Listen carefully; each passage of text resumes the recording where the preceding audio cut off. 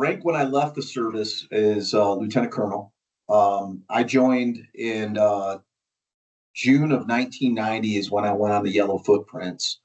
Went to MEPS on December 20th, 1989. And that actually was the day we attacked Panama. So as I was walking out of MEPS that day, as you can imagine, there was a whole bunch of hoopla going on in the country about us going to war, perceivably going to war in Panama. So, upon graduation from high school, joined initially in the Marine Reserve, and spent my enlisted time in the Marine Reserve, but was activated for Desert Storm, and funny enough, ended up doing a UDP basically in Okinawa during that time.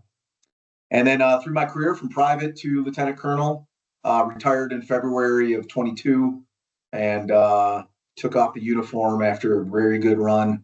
And the good news is my son is now a first lieutenant over at Victor 28 as a cat platoon commander, and is out in 29 Palms right now, running and gunning up range 400. So life is good for the Tsirlis clan. I get to live vicariously through him.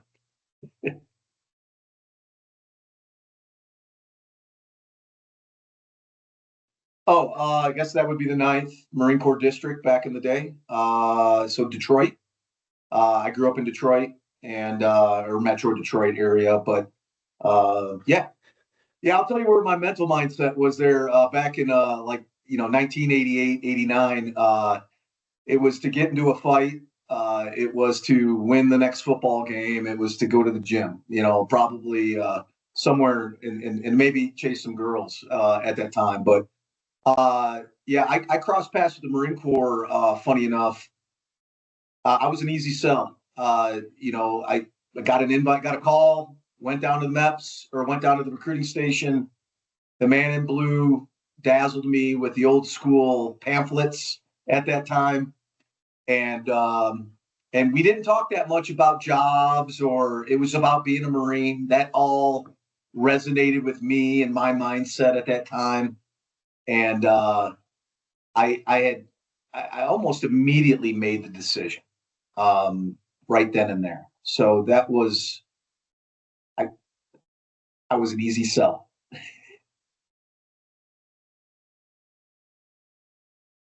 It was great. So I was an athlete in high school. So, it's the unknowns, it's the mental game. Once you kind of get over that hump, you realize kind of how the game is played a little bit. But the way I looked at it is I think as a lot of recruits, one day at a time, one chow at a time, get through this thing. And, that was the first time I was ever on an airplane, first time out of the Metro Detroit area. We landed at night. And so all that whole disorientation there. I excelled at recruit training, was a squad leader, graduated up there up front and had a real good run there. And obviously by that time I knew I was going to be in the infantry, and this thing called a mortarman. Had no idea really what that meant, but an 0341 was my first MOS in the Marine Corps. Yeah, so first unit was 1st Battalion, 24th Marines out of Michigan, funny enough. And as soon as I checked in, Vic, the unit was activated.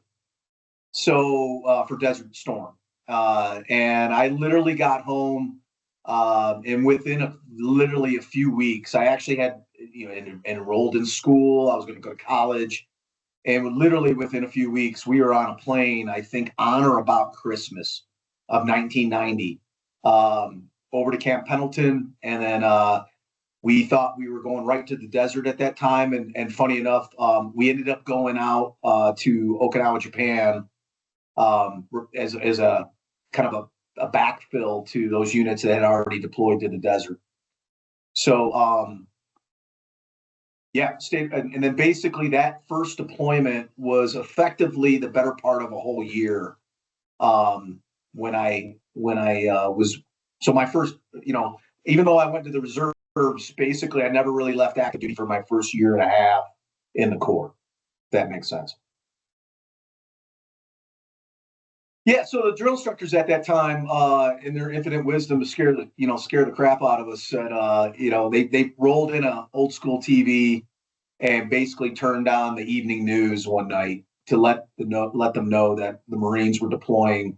That would have been August of 1990, that time frame. So we knew something was going on, and then obviously through infantry training, um, it, we were going to war was kind of the mindset at the time. So you better train like you fight, and so that was all part of I think the psychological breeding that was going on at that time. So yeah. Yeah, so I had a sick mother who had cancer for most of my adult childhood. So she died in 1990. She died prior to my senior year in high school. And when I came home from MEPS, it was the day we attacked Panama, like I said, and she freaked out because she saw the news and thought her baby was going off to war, so to speak. After we calmed mom down, she never saw me take off for recruit training. But at that time, my family was very supportive. They knew I came from a first generation Greek family. My dad, came over after World War II, was all about being an American and supporting the American way. And, I can, as looking back, my family and friends were very proud of me and proud of my willingness to serve the nation. Looking back, I kind of just I immediately bought into the ethos of the Marine Corps. Like I was a pack animal, right? Like I just resonated with the martial spirit, all of those things. So like for me, intellectually, this was not a hard. Honest to God, I wasn't really too worried about my own safety. I just didn't want to ever fail my leadership. Maybe that was, great instruction from, our recruit, our drill instructors. But, in the back of my head is I was not going to fail my family's reputation or my Marine Corps, or my country by overthinking it. I had a job to do, and my job at that point was to do whatever I was asked to do. And so I was full throated about all the events. I just took them as in stride. I never really thought too much about safety back then or my own personal safety. And I don't say that to be bravado in any way. I just didn't. It was like, hey, this is what I signed up for. This is what the Marine Corps does. I'm in the grunts. That's what we do. And I kind of just took that on as my personal ethos and really excelled in that environment. I found it to be interesting. And at that time, I wasn't very politically aware. I started becoming a little politically and geographically, or I should say geopolitic aware, if that's a word. After Desert Storm, like it was after that, I was like, oh, kind of matters who's the president. It kind of matters, if I'm going to stay in this gun club, what happens in the world, it kind of affects me and affects my family. But at that time, it was just whatever the orders were. Then what I would say in terms of mobilization, I literally got home, checked into my unit, was about to go to school. I think I actually went to school for about 2 weeks. So I checked into school. I was up in a different part of Michigan. And when we got the deployment order, it was literally like, hey, report to the drill station at X time, bring all your kit or bring all your uniforms, your sea bag. And we got an initial cut of what we got our initial orders. I took those back to school so I could kind of get a refund on my tuition. And then literally I was back at the reserve station probably within 2 or 3 days. And then from there, our quick turn was probably within 10 to 15 days. We were on a plane to California, to Camp Pendleton. And then we did some training there. So we started hitting some of the ranges. Your basic, it was kind of like being at SOI again, right? I mean, literally doing some of the pop-up ranges and some of the things there out at Camp Pendleton. It was almost like, hey, I was just here a few months ago or a month ago. So it didn't even feel like I was home. It was almost being home on leave for a short period of time. And things were just well outside of my control. All I knew is show up, do your best, be a Marine. Our unit did not go to Desert Storm. We didn't go to the Middle East. We got activated for Desert Storm.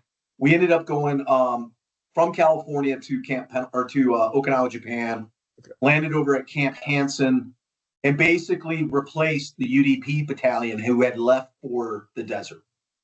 So effectively, so you can imagine the timeline, right? So that was December. We deploy. We land in Okinawa late December. By January, so we literally are ready to go to the desert. All the whole month of January, all we did was train. I think we went to CTA, spent the whole time in the field. And then we got back to the barracks and basically watched the war end in 100 hours on TV. So all that happened while, I'm at Camp Hansen and in the flat tops there. And so at the time, they had already decided, well, we're going to keep 124 activated, and they'll finish out this deployment that another unit would have already done. So we ended up doing kind of a full UDP deployment, little trip out to Korea, a little time in the Philippines. We did we did some cold weather training with the Japanese Defense Forces in northern Japan. And basically did what we would consider a normal UDP deployment. I would say the thing that was the trickiest thing is in June of that year of 91, if you all recall, Mount Pinatubo erupted in the Philippines. We just so happened to be in Subic Bay during Mount Pinatubo's eruption and was there for the eruption and the subsequent cleanup and evacuation of Clark Air Base. So my unit effectively did those activities, and we loaded up a bunch of Air Force and Navy personnel on funny enough, the USS Midway, which is a let's just say a museum piece out in the San Diego Harbor right now. And here I was, PFC, now maybe Lance Corporal Tsirlis, doing guard duty, in Clark and other places. And providing security for weapons stores and making sure folks aren't breaking into the base and stuff like that.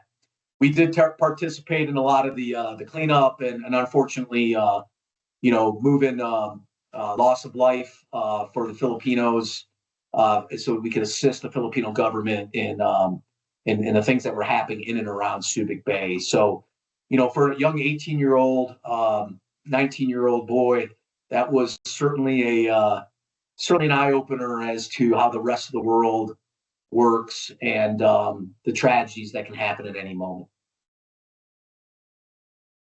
100%. Yeah, you don't train all that whole time and not think you're getting a ticket to the Super Bowl. At least that was the mentality for me and my friends. That's at that time we were cross training all the time. I was getting pretty good at being a machine gunner at that time and making sure that we were all well versed in all infantry skills at that time. So we were bummed, but we were excited that we were still going to deploy. And at that time, William, we didn't know when we were coming home. At that time, we just had no idea. It could have been 3 years. We just knew we were on orders. And so that was kind of the mentality back then. We just thought, hey, whatever's in front of us, we're going to go do. So that was kind of the mindset at the time. It was a better part of 10 months. 10, so a little bit longer. Yeah. So when we got there, I mean, they kind of, at that point, it was like the clock is on. And I don't know what drove that, if the tip fit drove that or what the deal was. As you can imagine, after Desert Storm, there was a lot of things going on. One, that's the first deployment for the Marine Corps since Vietnam. So you had a lot of units doing a lot of different things, and the reserves at that time stepped up to do their part. And so we didn't really know. I don't think that we even got an inkling that we were coming home until probably after the Filipino eruption, and we had heard rumors that we would be stayed on past Christmas, so a full year deployment. But I think we got home mid-September of that year in '91, and it just so happened that allowed me to come back and like go to school again. Like I could just go back into college right on the back end. So, but yeah, we didn't really know at that time. And quite honestly, being a PFC Lance Corporal, you know how it is, guys. It just, you don't know until platoon sergeant comes around for formation, kind of thing. Yeah, so that was fast and furious. You know, the normal shots, medical records. We did that back in Grand Rapids. I think we did something initially back in Camp Pendleton, because I think we flew back to Camp Pendleton and then into Grand Rapids again. So we did some stuff, demobilization stuff. A lot of it was the medical. There were no psychological stuff or any of that stuff. It was basically you got your shots. And then when we got back to our mobilization back in Michigan, you know, we got this little thing called a DD-214. You know, I had no idea what it meant, what it would mean, that kind of thing. And, you know, for our active duty time. And then effectively, for me, I kind of went on a little bit of active reserve for a little while. So I was able to negotiate a little bit of kind of working at the reserve station on the Senate orders for about 6 months. And I was close enough to college where I could go to class, and you know, I worked it out. So I kind of stayed with the reserve unit for a little while, and you know, helped out for you know everything from training sessions to you name it. You know, everything that a reserve center does. I was basically an extra set of hands, and they had some money to do that. So I stuck around, and then I was local enough to kind of pop in and out whenever they needed me to do that. So it all worked out for me, like in terms of having a paycheck or a, you know, like you know, a network of Marines to kind of like lean in on. Yeah, so I had a great experience. So basically for 10 years, I was an infantryman. That's all I did. So I was, you know, I held just about every billet I could, include, you know, even as a E5 sergeant, I was a platoon commander for a little while because they just had a deft of platoon commanders. So, you know, I was in weapons platoon, and then went to the line companies, everything from a section mortar section leader, squad leader, section leader, platoon sergeant. Went to a line company, platoon sergeant, you know, things like that, platoon commander for a while. Really, really enjoyed it. A lot of what we were doing at that time, I did a lot of CAXs. So we would go out and support for summer TADs or ATs training. Back then, we did full-blown CAXs for MAGTF, you know, purposes. And I would always extend on those. So that was basically my summers there. Training, we would train in and around Michigan, a lot of places at Camp Grayling, Fort Custer. We would get down to Camp Atterbury. And we were always in the field. So anytime we did training, we were in the field. It was kind of like being part of a big gun club, you know? And then in just the unit itself, you know, after the deployment, it really bonded. Everybody from that 91 deployment all became very good friends for life, even to this day. And many stayed in the reserves. And we did things like I did a couple missions with the Dutch down in Aruba. We did some joint ops. I did a JTF mission 2 years in a row looking for pot plants in the Los Padres National Forest. We did some training in Canada with the Canadians. We did, oh boy, you know, what I loved about the reserves is I was able to go to college and I could do all this other stuff, right? I could volunteer for an AT I could go to another company and volunteer for an AT. And I did that when I did the Aruba thing that I just talked about. So for me, as I was moving through college and grabbing my first job out of college, the reserves was just awesome. And my leadership, I can say I had pretty sound leadership during that time. And it was around 1998, my leadership, when I was a motivated sergeant, was asking me if I had thought about putting in an OCS package. And that's when those dialogues kind of started to happen. So very slow promotions in the reserves at that time. So it wasn't uncommon for people to retire as a staff sergeant in the Marine Corps back then. That was pretty common.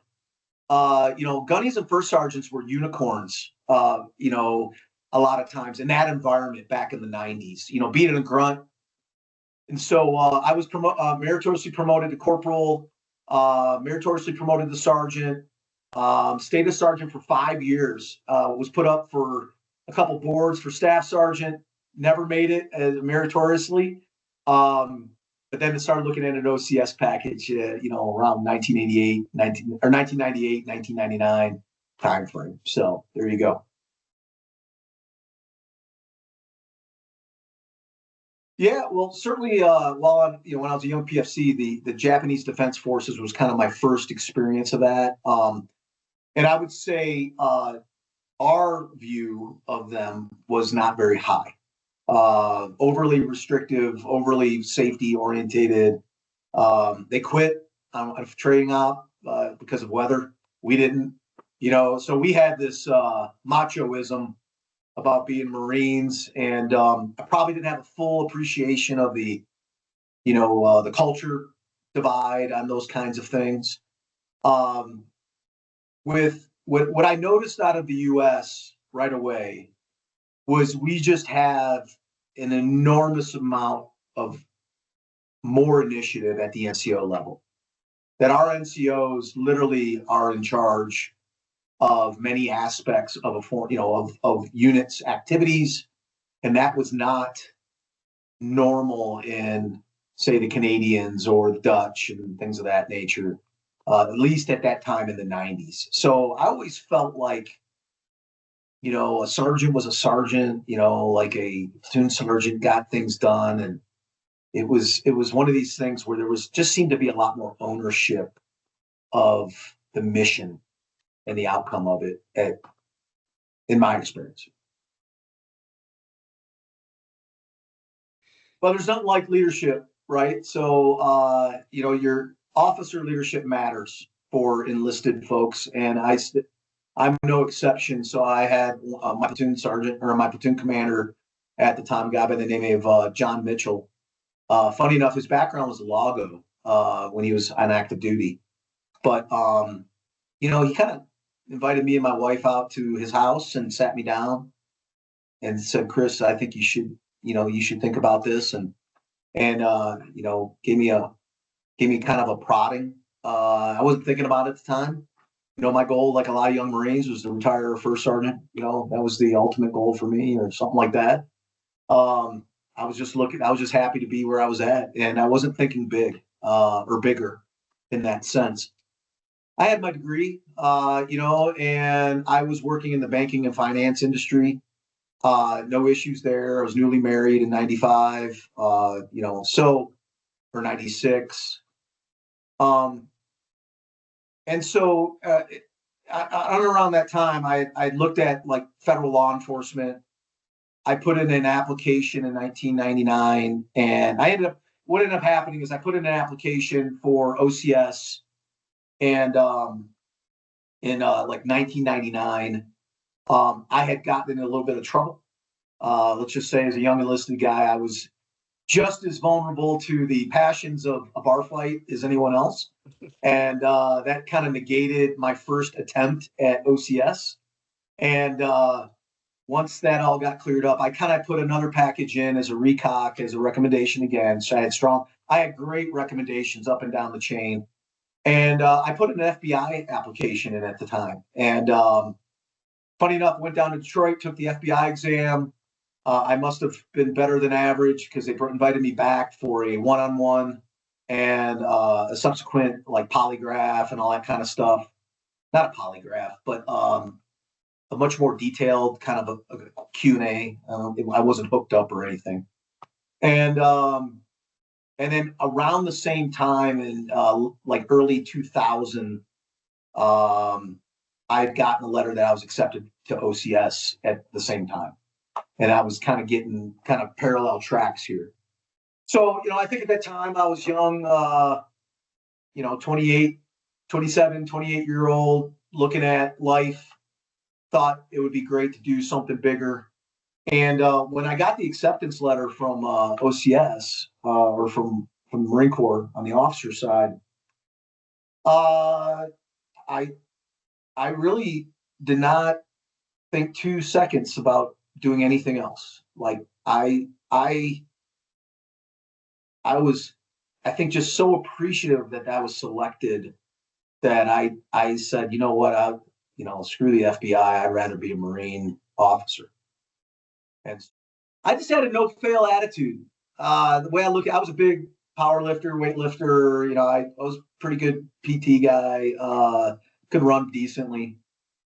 I just, at that point in my life, we all have these questions that we ask the good Lord about what our purpose is. And I thought it wasn't going to be sitting at a bank. I wasn't going to be pushing paper. It's not that I didn't enjoy it. I didn't love it. And I loved being a Marine. Just loved it. Loved everything about it. So it almost seems cliche now, but I just that was my mindset. And I had been a grunt for, the better part of 10 years at that point. So like I felt like I had something to teach, something to give at a higher level. Like I just had a natural inclination that like, look, yeah, I might have to go through OCS again, but so what? To me, it was about, I think my skill set drew me to that leadership piece of the Corps. And honestly, I didn't know much about the Marine Corps, like writ large, right? Like I knew, you're kind of a young guy. You just don't know. You don't care to know anything more than your bubble. And I kind of wanted to know more.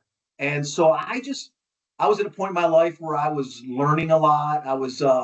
I ended up finishing my MBA before I went to OCS too. So that was another thing. I was in this, at the time, having an MBA was like a big distinguishing thing in the finance and banking world, as you can imagine, for those higher level roles. So funny enough, I never walked in my graduation in 2000.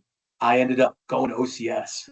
So I got my diploma in the mail, and I literally was driving out to Quantico. Funny enough. Yeah, so I realized I wasn't 22 anymore right away at OCS. So there is, I don't know about you boys, but and I don't know how you all are, William, but when I was 22, 23 years old, I was jacking steel, and my body was indestructible. And I was lifting beyond you can comprehend. And my knees took a beating at OCS real bad. And needless to say, I found myself in a leadership role at OCS right away, being a prior enlisted guy. So, I found that the sergeant instructors kind of leaned on me and some others, guys that I'm still friends with today, to make sure that the other candidates got, knew how to tie their boots and how to wear their gear. And, back then we were still in deuce gear and black boots, and there was no Marpat camis. We were still tricolor at the time, and woodlands and things like that. So we, I found myself kind of in a leadership role there, and quickly was, in all the billets, and that kind of thing. And I felt pretty good at OCS, but I had to lose a little weight because I had a lot of muscle weight and things like that. It's a PT fest for 10 weeks. Never prouder in my life than when I graduated. I would say outside of Marine boot camp, You know, if I was to say the four things in my life is the birth of my kids, my marriage, and then Marine Corps boot camp and OCS. I mean, to know that you kind of got to sit and do something special like that was just, it was humbling, to say the least. And ironically enough, boys, as you guys know very well, 2001 rolls around. We got this little thing, September 11th happens. So when I got done with OCS in 2001, summer of 2001, where I do my 10 days, like a good Marine lieutenant, back to TBS. We check in, my company in August of 2001. And sure enough, we're not 2 or 3 weeks into the POI. And I was with Fox Company at TBS, and September 11th happens. And we literally watch it like a lot of Americans on TV. And then after that, everything kind of changed for me. Things really got different after September 11th for me. When I went to OCS, I had a 3-month-old who is now the Marine who's sitting in 29 Palms right now. So here I was, relatively newly married. I've got a bright, beautiful young bride, and September 11th kicks off, and the level of uncertainty at the time, TBS locks down, all the bases locked down, we don't know what's going on. I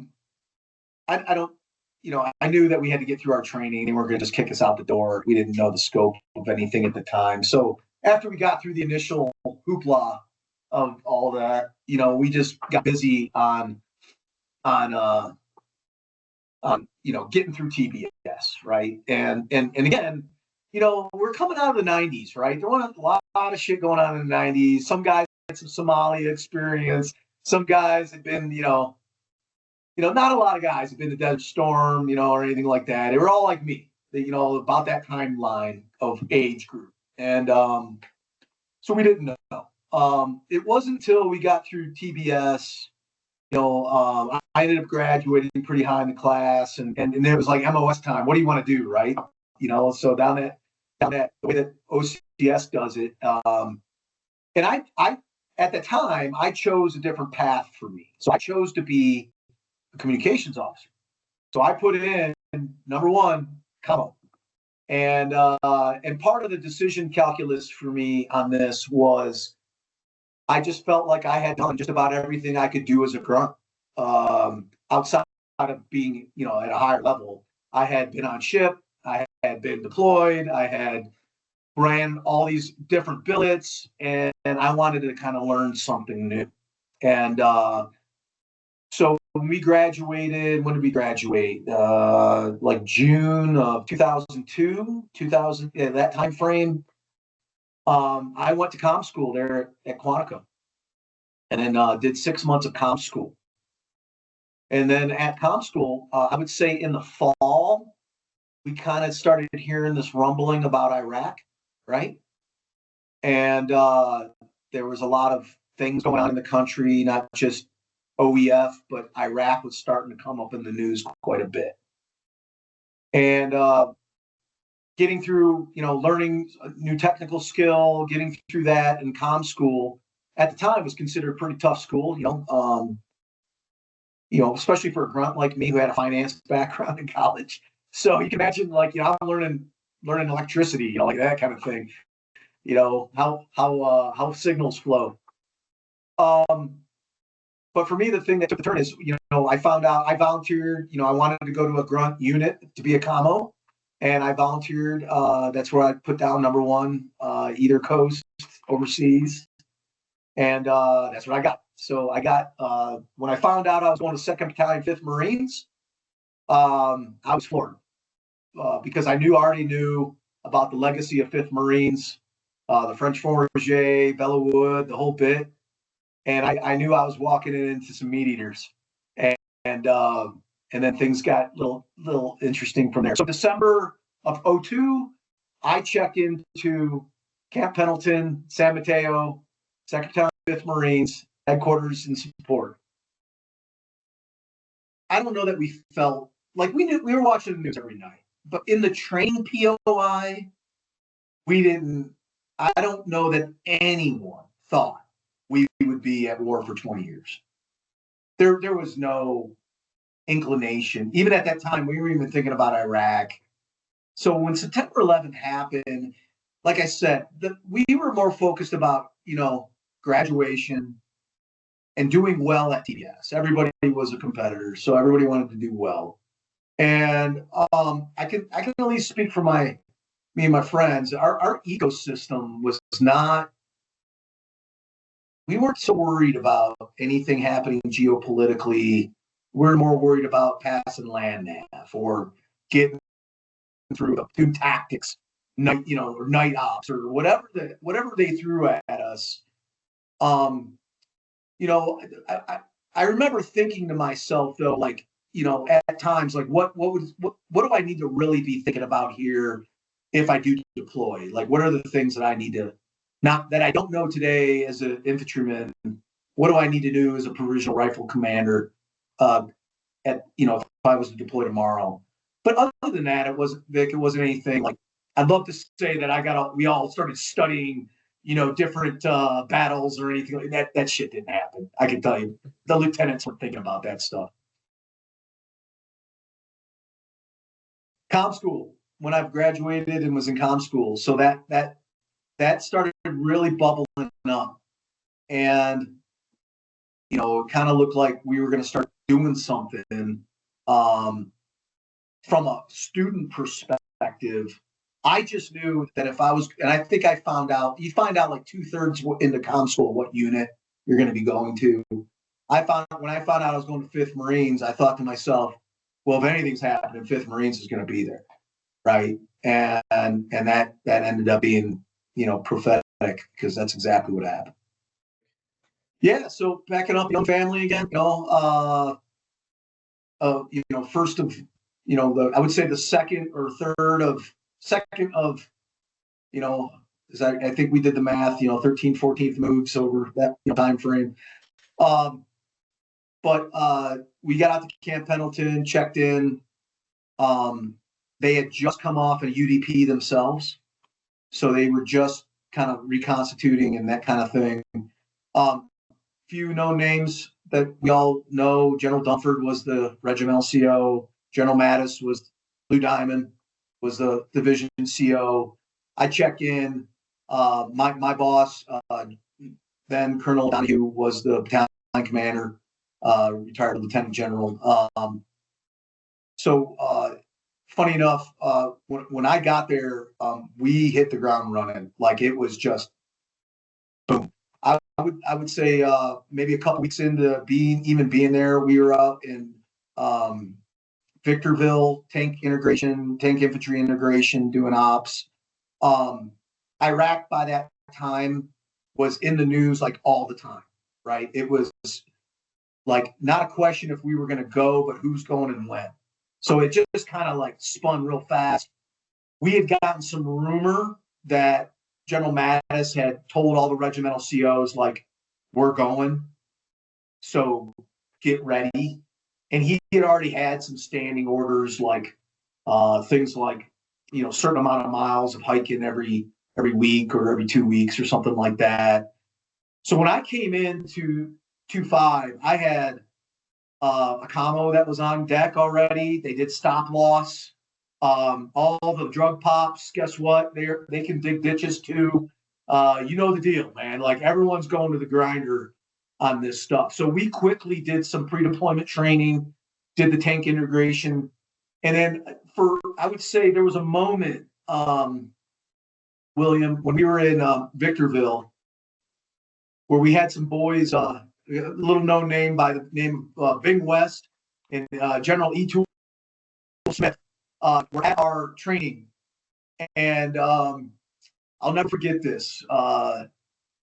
They lay out a big, I don't know what the term is anymore, big map of Baghdad, Iraq and Baghdad in the middle, right? Big tabletop. All the officers are around.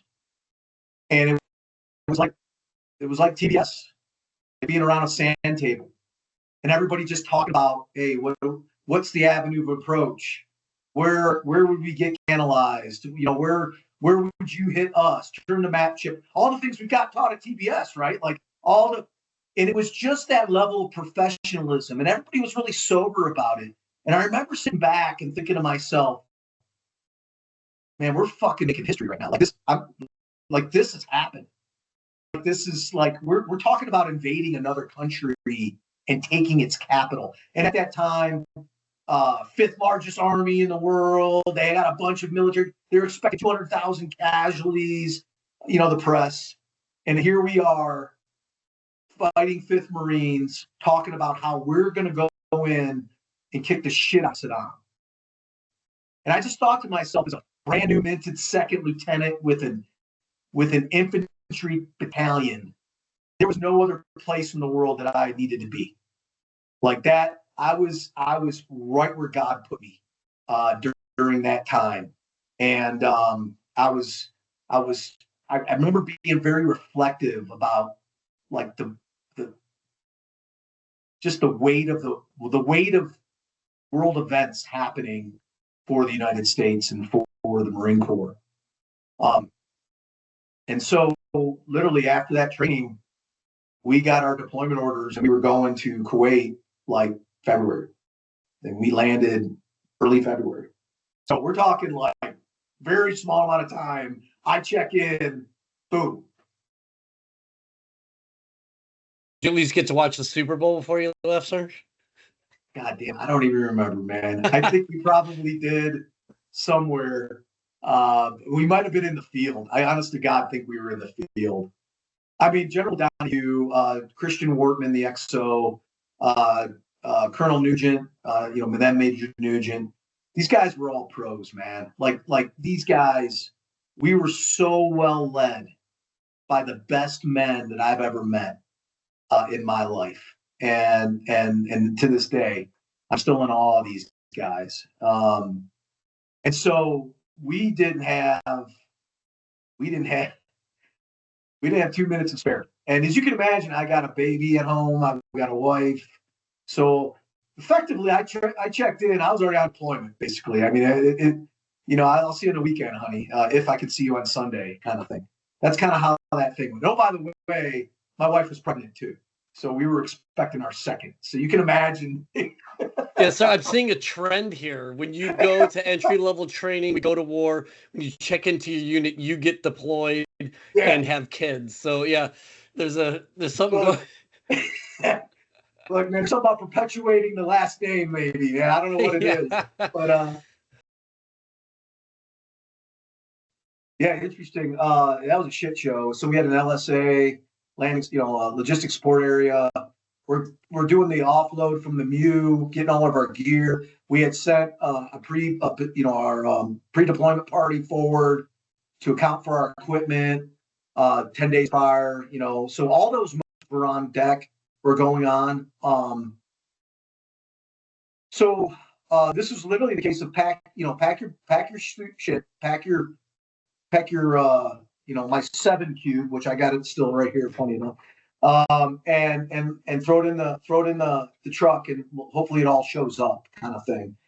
I would say a little chaotic because nobody knew. We had anthrax shots and all that shit going on. I mean, it was interesting times. But very quickly and very deliberately, we got pushed out to what we call the TAA, a tactical assembly area. So as soon as we landed in Kuwait, maybe had just a few days, and then we got out of there and got on the border. So the division had units on the border, and we were no exception. Obviously, we had tanks up front and things like that. But effectively, all the grunts just started digging in. And that's exactly, we lived in a hole for 30, 45 days until we deployed. We got married up with our track unit. We got married up with artillery unit.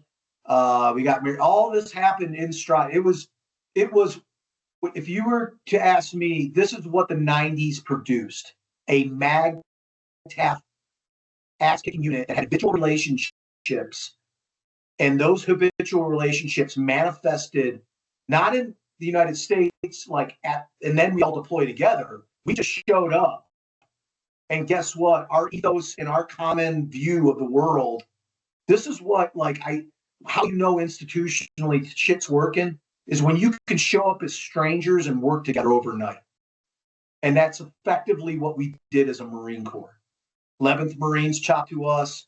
And it turned out, we got tanks chopped to us. So we became Task Force 2-5. And effectively, we led the whole Marine Corps on the march to Baghdad. 5th Marines did, 2-5 in the front.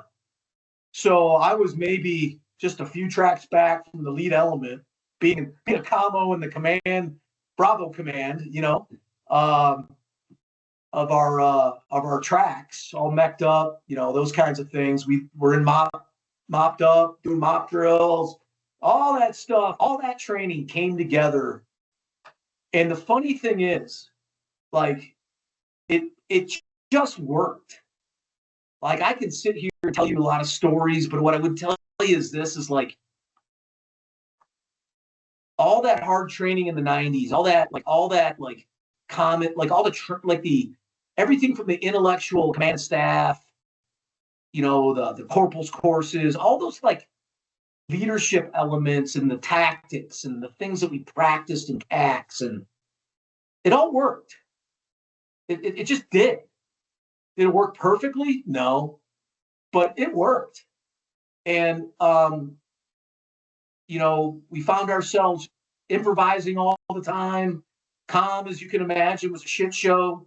It was all analog back then, radios, we were learning as we go, in many cases, but we adapted every day. And as we got to the point of deploying, we sat in the TAA. I remember specifically General Mattis standing on top of a tank and talking to us. And it was like maybe a day and a half. And then we got the order that we were going to breach. And, I look back and I remember the speech General Mattis gave us. And it was, if I could put it next to Patton's speech, we see in the movie Patton, but it was not like a rah-rah speech. It was just very deliberate about that we're going to kill the enemy. You're gonna do your duty. They're easy to kill. We're going to cut through these guys real fast. And he talked about keeping your honor clean, and he talked about your integrity as a Marine and doing your duty. Kept it at that level. And I just remember thinking that was the right speech at the right time. I don't know if that was ever rehearsed, but that man didn't need to, he didn't have any pieces of paper. That man could speak from the cuff. And I just remember like how like you're ready to go like at a football game. I don't know if you guys play football, but you're about ready to hit the field, and there was just that calmness of like, let's get it on. We were all ready to go. We all wanted to go. There was fear, but nobody wanted to be that guy who would not do their duty. So like we all were like, let's get this thing done, because we didn't know at that time if who's coming back, how long. There was no end sight on or set of orders at this point. We just were all about, taking care of the Marines and getting the mission done. Yeah. So march up was interesting. Our first objective was the Ramallah oil fields. So we took the southern GOSP, which was the gas oil separation plants.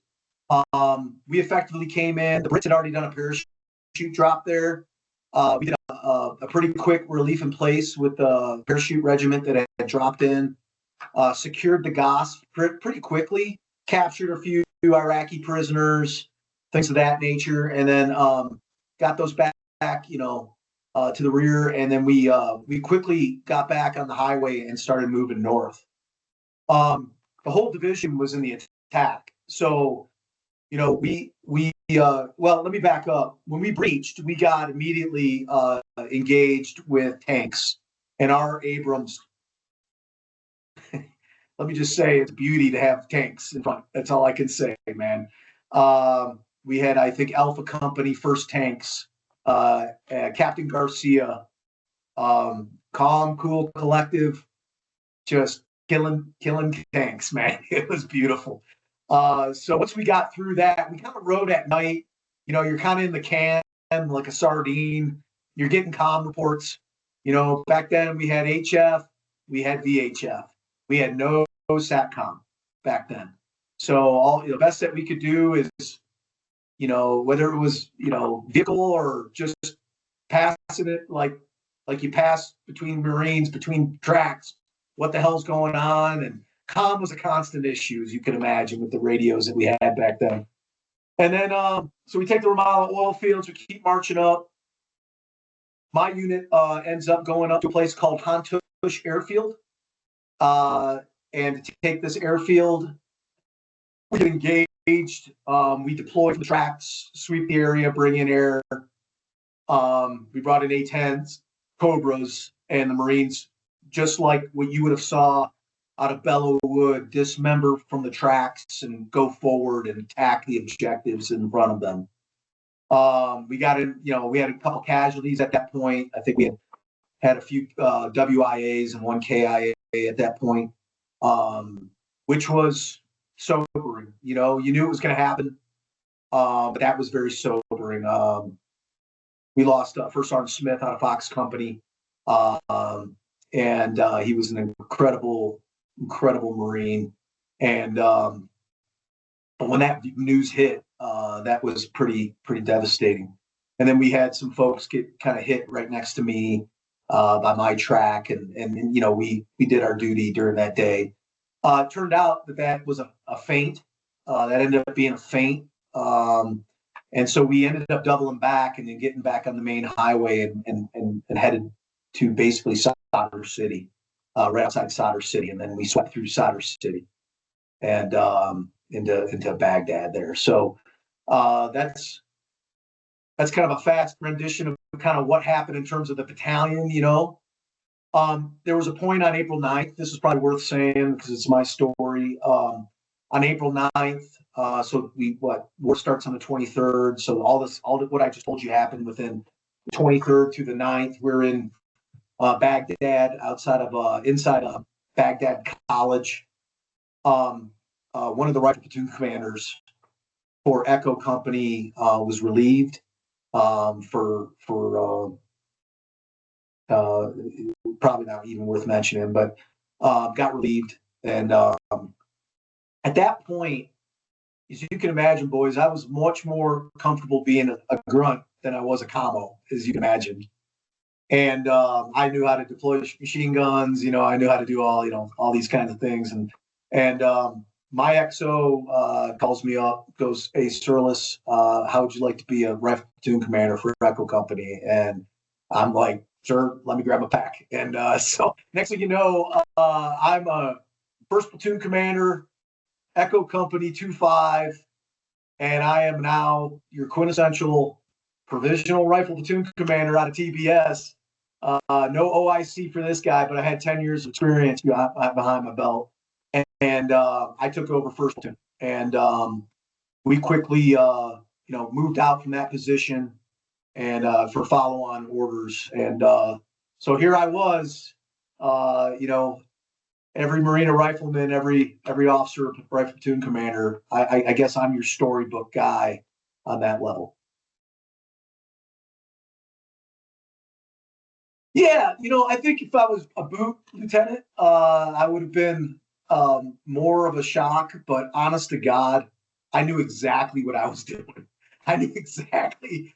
It was more about learning who my folks were, right? I needed to know who Sergeant Haig was and Corporal Verlejo and Sergeant Bach and these guys. I needed to know Corporal Dunkel, my squad leaders. It was literally in stride. So I met them while we were sitting in a defense. I think on the outskirts of Baghdad at this point, or we were still in Baghdad.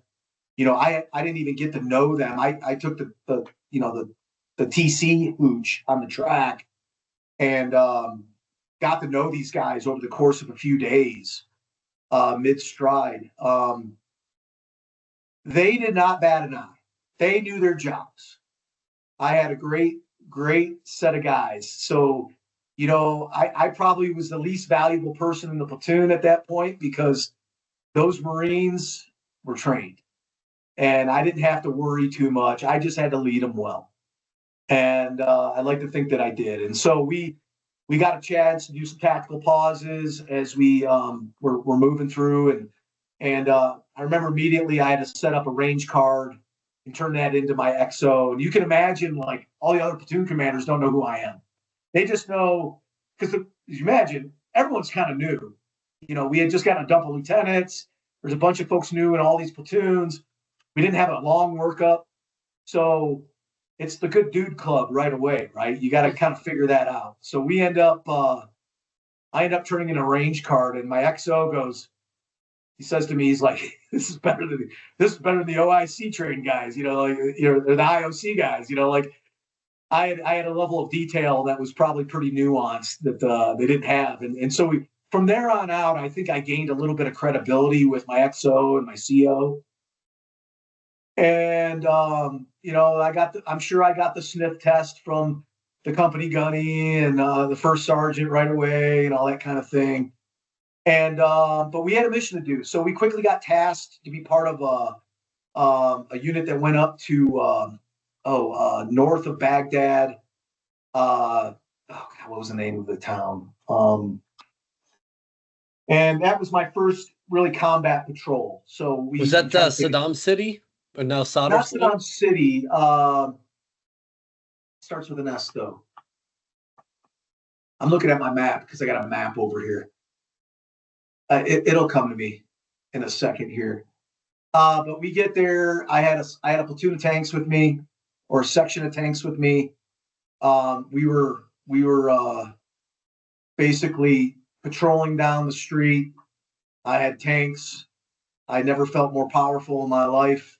At that point, we were still looked at as liberators, and we were there for maybe about 24 to 48 hours. We regrouped back in with the company, and then we meet it back up with the battalion, right? So that was kind of, you know, my first, within a like 24, 48 hour period. Here I was, Second Lieutenant Tsirlis, Rep Platoon Commander, leading a patrol. We didn't really get any small arms or anything like that. It was pretty, at that point, you know, everybody was taking off their uniform, didn't want to mess with us. And we were still being greeted as, you know, suspicious victors at that point. So, but we still were very much on high alert during this time. So that was kind of the integration. And then as we moved our way, we got orders down to south of Diwania to a place called Al Samawa, and we ended up taking a train station over in Al Samawa. The rest of the division was up near Diwania, which is just north of us, and we're waiting out for follow-on orders. And we spent a little time there doing patrols, a lot of day-night patrols for probably the next 30, 45 days. We had commandeered a town, like a combat outpost out in town. And we got into some small arms engagements and things of that nature, but by and large, it was pretty passive at this time. We had done a relief in place with the 82nd Airborne, who had already swept through this town on their march up, but they went through the west side of Iraq. So when we did that relief in place, we kind of took over their buildings, and I think we were by a school again, things like that. But we were very much foot patrolled. We didn't have any vehicles really at that point. Tracks had split off when we got to the train station. I think they kind of consolidated all their tracks at some place. But we very much were trucks and Humvees and then straight leg foot patrols. And we just did day-night foot patrols, as you can imagine. Few engagements here and there, but, you know, once we took, you know, positions and fired back, they just kind of melted away and nobody got injured too much. Interesting anecdote. So at this point, like, war has been fast, right? It's been very fast. And, you know, we were there through the sandstorms and all the things you probably talk to other vets about. So, you know, we'd experienced all those things. I probably left out a ton, but I'll never forget one night. We probably, maybe about 3 weeks in, been doing day-night patrols every day, you know. And after a particular night patrol, I would bring my guys back, and we would always, after action every patrol, right? We would go through what worked, what didn't. And honest to God, guys, we were I won't say making up tactics, but developing our tactics every day. I always took a learning position on everything, what we did right. Could have been anything from a danger area, hide positions, things like that. And we started doing these things called SNAP VCP, so SNAP vehicle checkpoints. We never really had any training on vehicle checkpoints, but we figured it out. And we came up with our own tactics on how to do this. And then one night, Colonel Dunford pops in, check up on Echo Company, and sure as shit, I had never met the colonel, the regimental CO at the time, and he spends probably a good 90 minutes with me and my squad leaders, just sitting down and chatting. We had just gotten off patrol. You can imagine we're all stinky and sweaty and everything, like tactics, and at that point we had no idea if we were coming home. And I'll never forget that humility. That's just kind of the way he approached me and my Marines it just kind of resonated. We didn't know what was going to happen, right? And so that got us through probably, we're looking at somewhere around like May, June timeframe at this time, in 2003. Before that, it's probably just worth noting. So when after El Samawa, Echo Company got tasked to a task force called Task Force Scorpion, in the oh, dang it, man, I'm losing it. Just southwest of Baghdad, which was a hotbed of Mouj activity at the time. So we got tasked out to provide support. And that was probably the first start of the IEDs for us in Anbar province. So we were in a town called Mullah Fayed or Yusufia, and we operated a COP. So for about 30 days, I owned a COP out in town, a potato factory with some walls, and we ran day-night patrols there. We got in a few engagements there, RPGs, mortars, things like that. But by and large, everybody came home unscathed. And then we quickly got orders, I think back in July. So you think late June, probably late July timeframe, we get orders to come back to El Samawa, where the rest of the battalion was at, and reconstitute. And then very quickly, I think we came home in early September. The battalion came home in early September.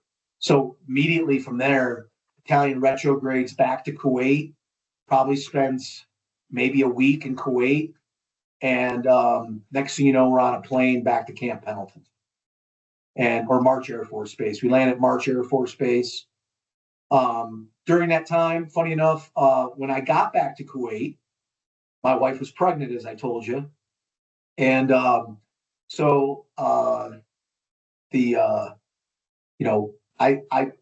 thought I was going to miss the birth of my child, and it sounded like that was going to happen.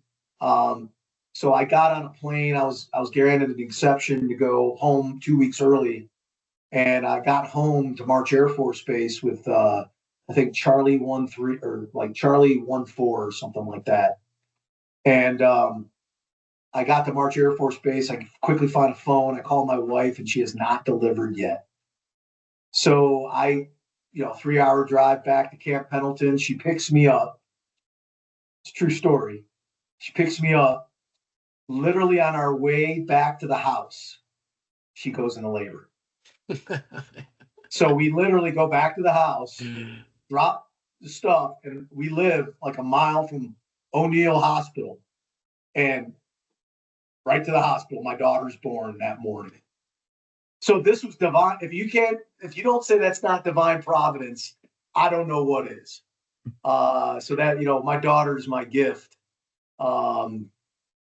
And so, and I think like a week later, the rest of the battalion came home, back to 5th Marines, along with a bunch of other units, as you can imagine that. So, that was kind of my OIF-1 deployment.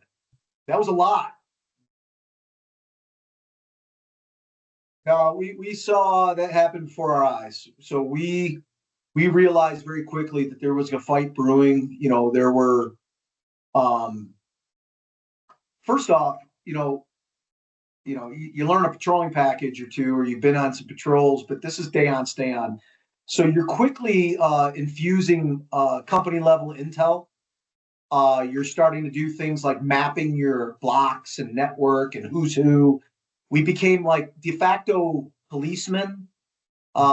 We were doing everything from humanitarian aid to direct gunfights, and everywhere in between. So this is where I saw that being a educated, and I say liberal in the liberal learning sense, officer meant a lot. You had to be able to interact with local Iraqis. You had to understand the customs. We had interpreters thrown at us. We didn't know who friend or foe was. We're dealing with local sheikhs, arms dealers, people that are trying to swindle you. You had to have some street smarts in this gig, and security was paramount. So we found ourselves being partnered up with Iraqis to try to establish like police areas. Each platoon would have a mission doing different things. We had to make do. We would discover caches, and there was a lot of confusion on as to what we were supposed to do. You really just took liberty on doing the things that you thought were the right things to do, given your mission, right? I mean, CO had a mission, but you didn't have an understanding of how complex that was going to be in OIF-1. Proved to be a lot more complex in OIF-2. Come home to a parade. We have a parade in Camp Pendleton, or in Carlsbad, or Oceanside. Literally the parade, like you think from World War II kind of parade. And then quickly thereafter, 1-5 goes back over for Fallujah 1. We're starting to see shit unravel. And then 2-4 is back in the hopper because they're part of 5th Marines. And they go over to be security and stability operations. That was their mission. And then we found out we were going to replace 2-4 when they were in Ramadi. And we started getting reports every day through R2 on how kinetic it was. And we knew right away we were going to Ramadi. So everyone perked up. Everybody was very, very serious. Of course, we got a new crop of lieutenants. Stop loss was over, and next thing you know, everything was more about urban training, setting up cliques, company level intel cells, company level operations. Everything was kind of pushed down to the company level. Distributive operations was a new concept, but it was really born out of our experiences during OIF-1. And then ultimately, we used those lessons for Ramadi.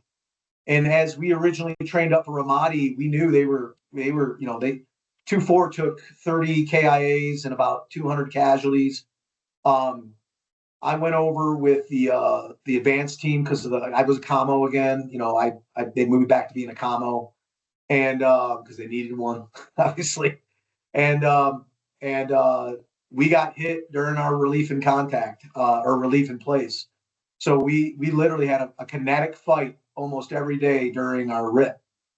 By the time the battalion rolled in, it was day on, stay on for the next 7.5 months in Ramadi. And there it was very, very kinetic. Every day there was a gunfight. Every day there was an IED. Every day there were, not indirect so much, but every day there was something. And we took it to the enemy. And at that point, we didn't really realize what was happening. We knew shit was going downhill, but we knew that 1,000 men was not enough for a city of 300,000. So we pretty much had that whole Route Michigan corridor and we set up combat operations posts all through that corridor and ran ops 24/7, with the battalion being at Hurricane Point. So that whole transition was press report or intel reports, and we had a very sound appreciation of what we were getting back into. And then secondly, when we got on deck, it was shit's real from day one, and it was. Of course, you have respect for your enemy and their courage to get their ass kicked. Like I always thought it was interesting how they just kept coming out like ants out of an anthill. It was so their conviction was strong. Their tactics were terrible. They were opportunists more than anything. We knew there was a level of organization. There's no doubt about that. We understood that there were networks. I can't remember or speak to specifically the intel networks that we were dealing with, but we knew, there were different political and religious sects that we knew about, that we had studied. When we got on deck, it all became a little bit clear. We really didn't care so much. We just knew that we had to own the street and own our AO. And we knew it was almost an impossible task given the amount of resources that we had. And in 2004 and 2005, people often talk about 2006 and 2007. Yeah, Ramadi was a hotbed, and we were there during Fallujah in November. So when Fallujah kicked off, a lot of those shitheads came west to Ramadi, as you can imagine. So, we often laughed. We were like, shit, we've been in a gunfight since August, September here, and you're talking about Fallujah. We've been engaged every day out here in Ramadi. And oh, by the way, a lot of those squirters just came our way. But we never were able to do, or we were never given the order to do what they did in Fallujah, which I would have loved to have done, is sweep the area clean, But the bottom line was that time frame, and we were worried about elections, and we did the first elections out there, and that was interesting. We were propping up the local governor, and we had outposts every day. But I can tell you, I remember days where there were 18 IEDs on Route Michigan. There were multiple engagements, ticks every day, all day. It was incredible looking back. And unfortunately, we took about 250 casualties, and 15 brave Marines lost their lives during that. And I ended up losing 4 Marines myself, 2 from my platoon, from 1st Platoon, 2 snipers that later on became snipers, and 2 of my communicators who were with weapons company at that time. And that was rough go. That was a real rough go. And but we knew, we were the first ones to get jammers. We started getting jammed. We started getting up armored Humvees. We started out with no up armors at all. In a very short period, General Dunford, who is now the ADC for the division, made sure that we had gotten gear. And it slowly but surely, we started getting gear in that first month, which saved a lot of lives. I had the first big jammer. It was called an Ironwood. That saved lives because everything was RC exploded or command detonated at that time. So we were learning every day, gang. And as a commo, as you can imagine, we started having digital comms at this point. I'm dealing with trying to get NIPRNet or SIPRNet out to a combat, all this stuff. We didn't have any training on any of this shit. We had to figure it out, right? And just the spectrum war that was going on. We couldn't see. We didn't know. You're in an urban canyon, so to speak, and you are just vulnerable every time you go out. So it was never a question of whether or not you were going to get hit. It was a question of when, and if you were lucky that day. And I can tell you, everyone fought. It wasn't just the rifle platoons, the logisticians, the supply clerks, admin guys who were on a convoy. We rode that street, Route Michigan, every day, all the time. So didn't matter who was on the, if you had to get the milk out to the combat outpost, had to get batteries out. It was everybody was rifled in the truest sense, and so this is where our ethos comes in, boys. This is where Marine Corps ethos, all that shit from boot camp, pulling the trigger and understanding how to hit a target and engage. This is where all that stuff matters. And it mattered for all those months in Ramadi.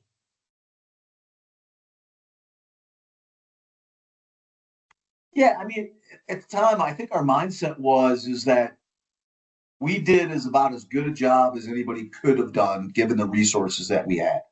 I mean, we effectively had about 1,100 Marines. I think Ramadi is a town of 300,000 to 400,000. What can you do, right? So we are understaffed, under-resourced, but you didn't really think about that too much. You had a mission. Was there a marked improvement? Well, I think in terms of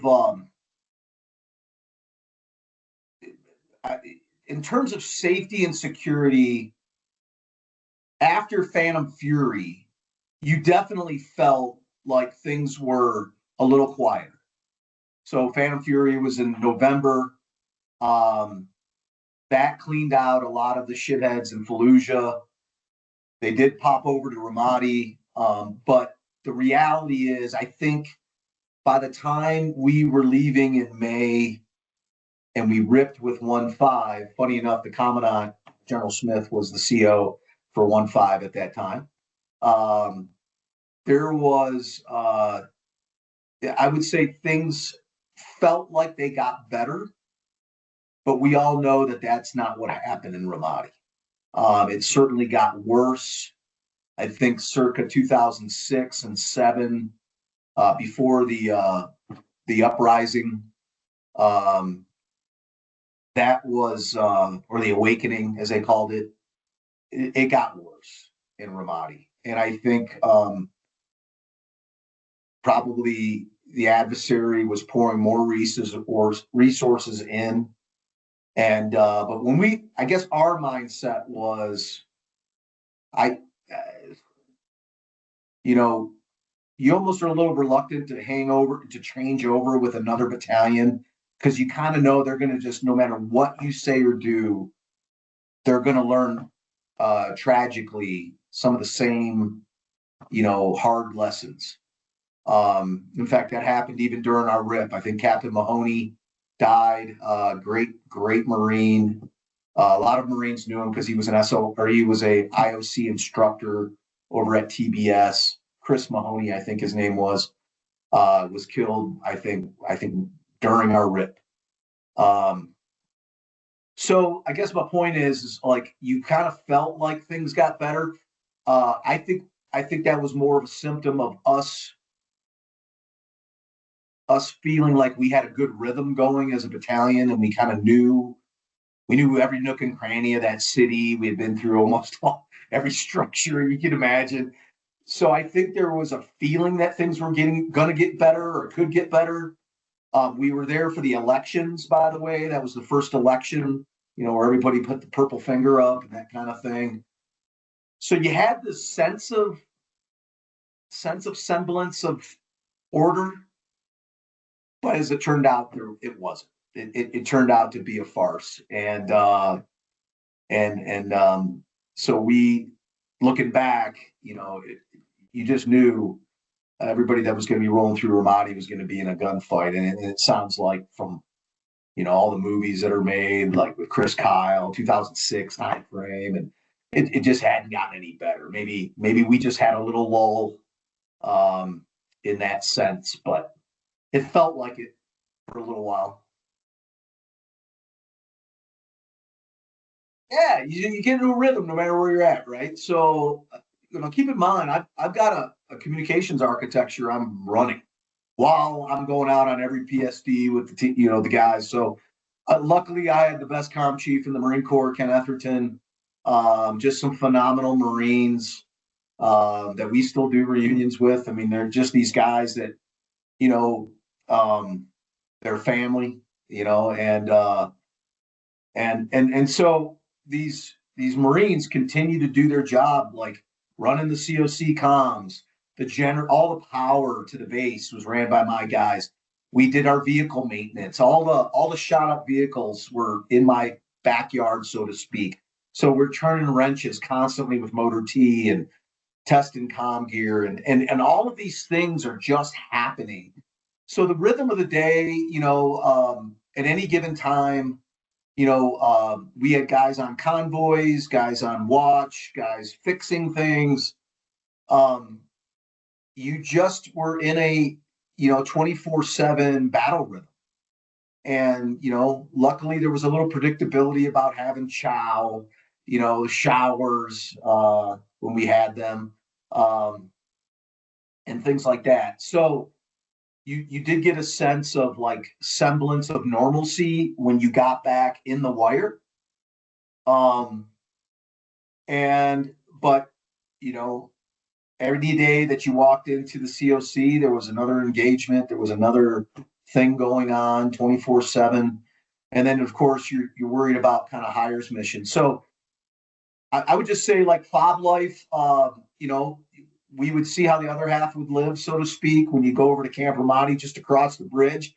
It was a lot more, let's just say, Shangri-La.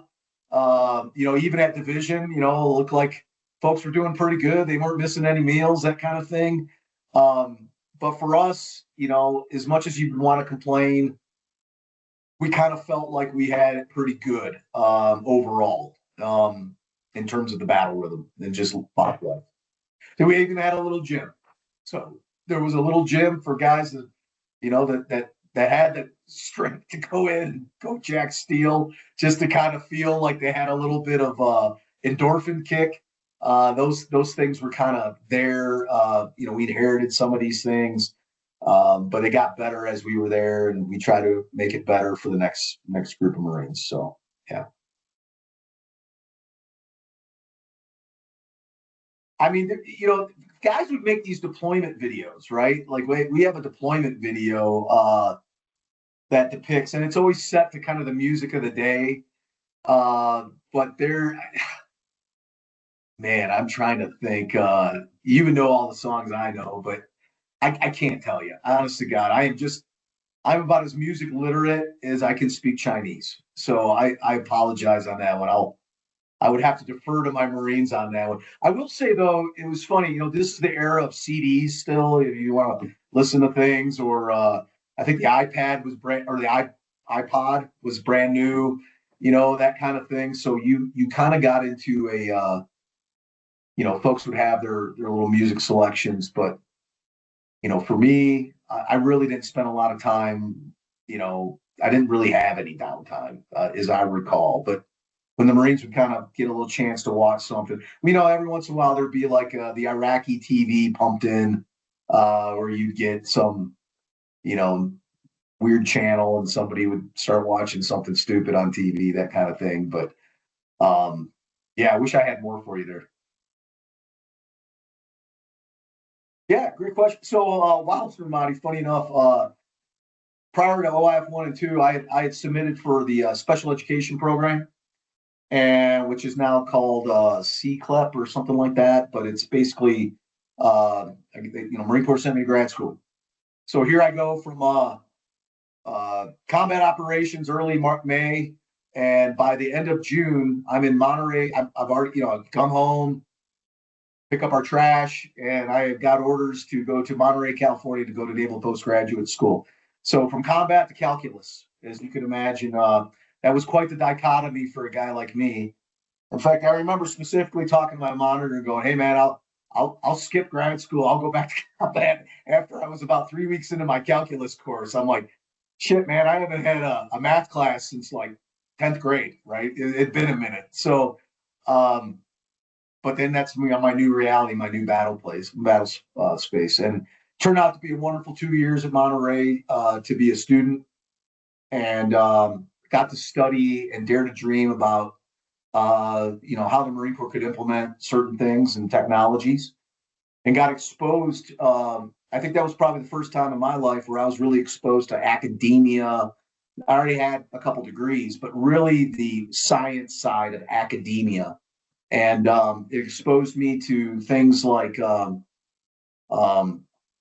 the public partnerships that we have with our public-private partnerships that we have with industry.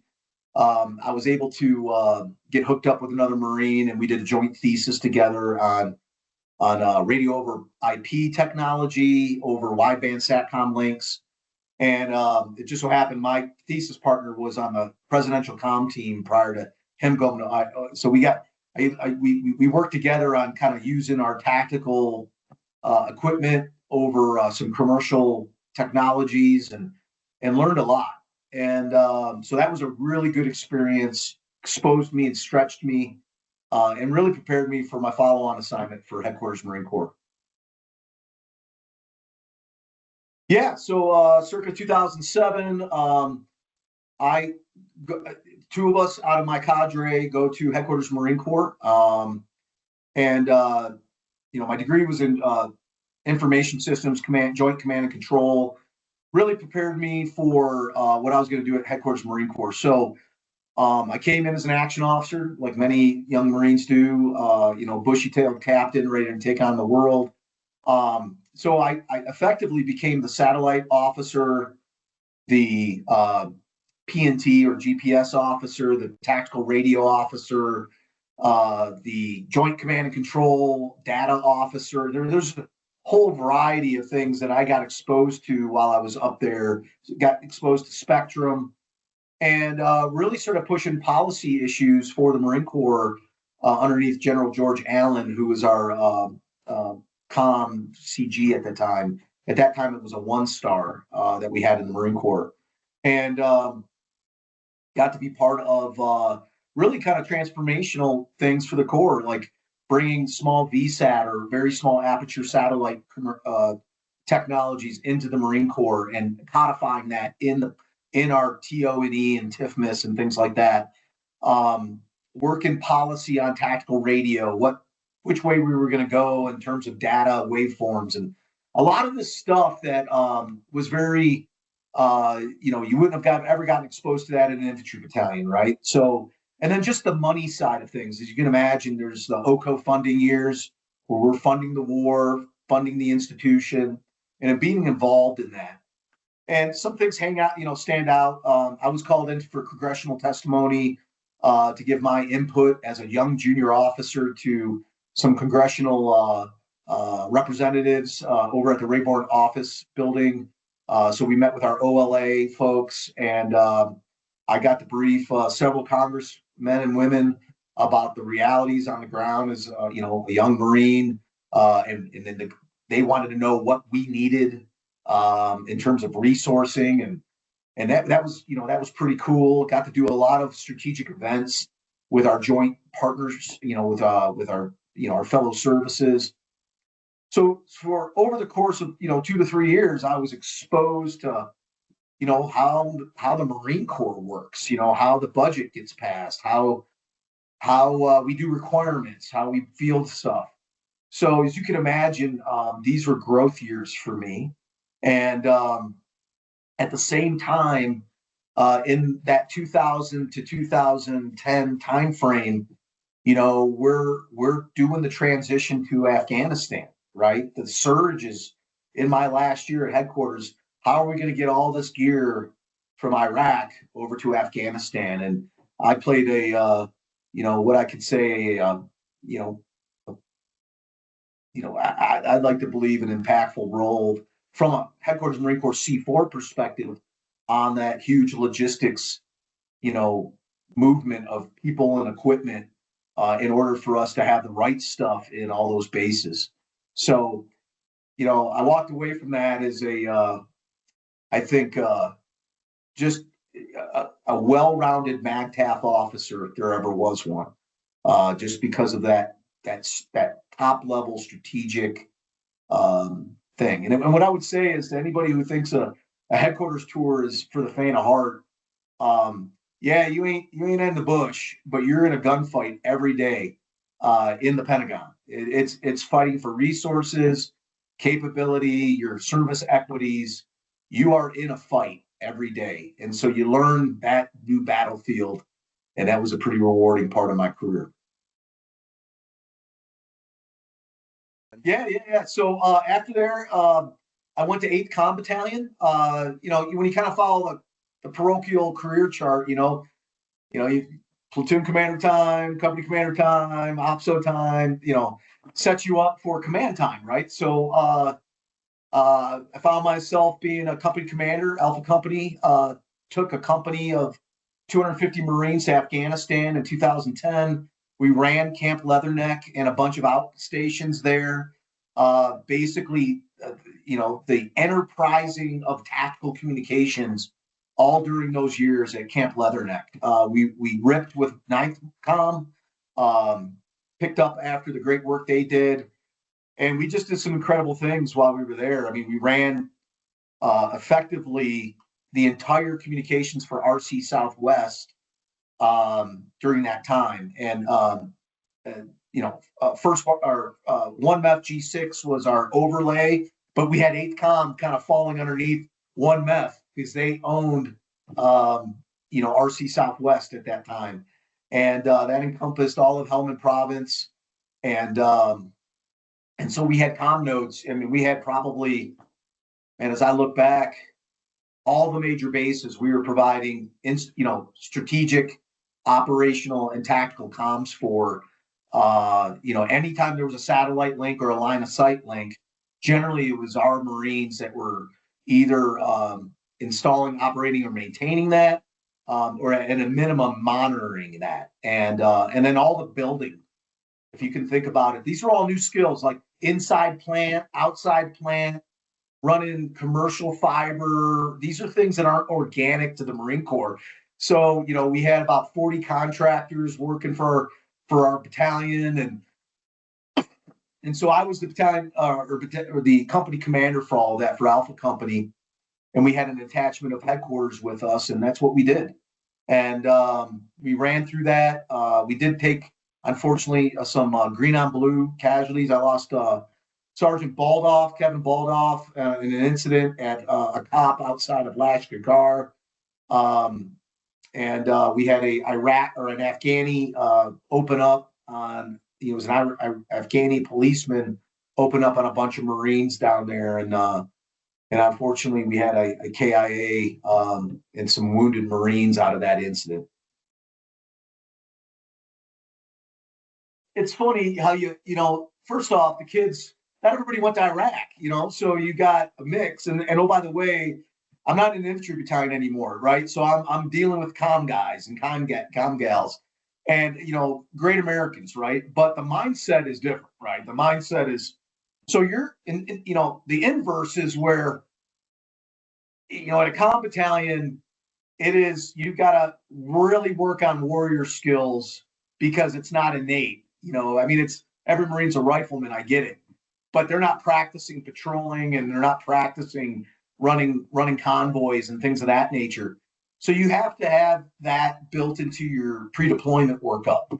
And we did that. Those are the types of things that we did. And so Marines, I think to the best of our ability, we prepared them for those kinds of skills because they were already sharp on how to install satellite equipment or a Track 170 shot or, radio equipment. They kind of knew that stuff and they felt good about that.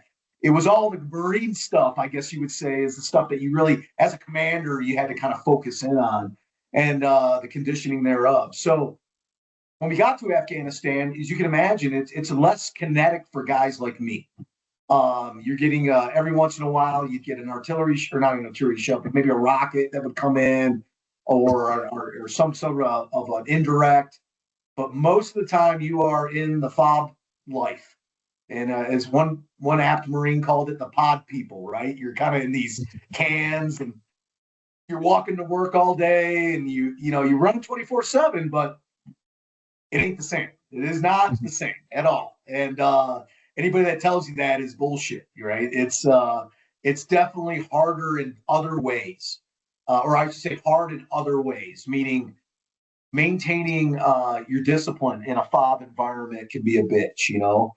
So yeah, so we had areas that we would have to send out comdets to, you know, the support, like the Afghan National Police, where we would have these MIT teams that would be embedded. They needed communications, right? And especially if they needed to have data, you know, if they had to send reports. So that's a satellite link typically, or a line of sight link that has to be established. So we had not a ton of debts, but we would have debts out there supporting a lot of these MIT teams. They became attachments. We would rotate them in and out. And on one of these particular attachments, we had folks down in certain areas where then they would even attach out even further into the Ville. And, you know, that was very much, you know, these, you know, for myself, that wasn't something I was doing. This was, you know, our corporals and sergeants were going out, in some cases, staff sergeants, and executing mission sets to support these other elements. So, you know, in the comm world, you're not just fighting, you know, what's going on outside the war, you're fighting the network every day. So there's always things that are going on in the network, whether it's a cyber issue or if it's a. So we got real good at setting up network monitoring through an application called SolarWinds. We were able to determine if there was ever an outage, and we could usually preempt that, all while building out the infrastructure. So, yeah, I don't know if I'm rambling on this one, but hopefully that's answering your question.